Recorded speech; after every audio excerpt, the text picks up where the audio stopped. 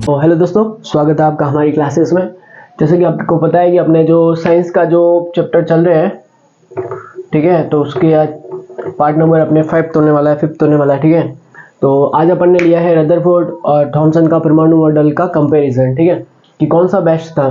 तो अपन point number पहले से शुरू करते हैं कि पहला पॉइंट, ठीक है, पहला पॉइंट तो ये कि कौन सा best, who is the best. तो रदरफोर्ड इज़ द बेस्ट। ये थोड़ा बेसिक लेवल पे था, ये थोड़ा एडवांस लेवल पे था, ठीक है। तो रदरफोर्ड बेस्ट और ज़्यादा अंक इसको दिए जा सकते हैं, ठीक है।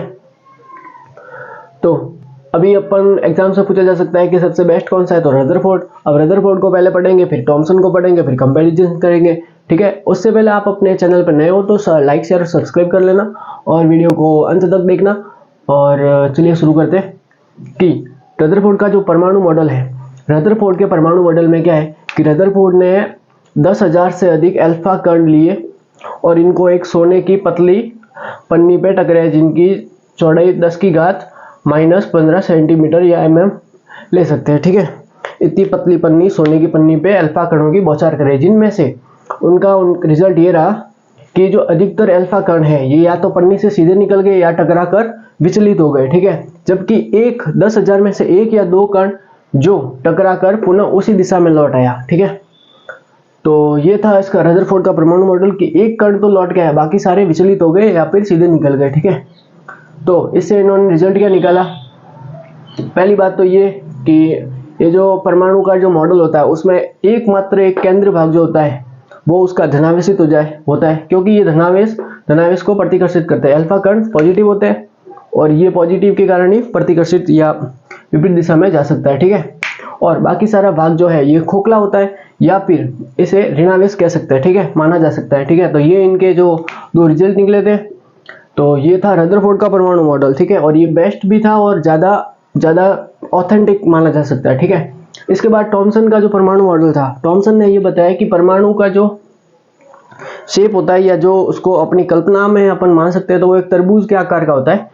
तरबूज के अंदर जैसे छोटी छोटी जो कलियां होती है उनको ऋणावेशित माना जा सकता है और उसके मध्य का जो गूदा या जो भी कह सकते हैं उसको अपन धनावेशित भाग मान सकते हैं।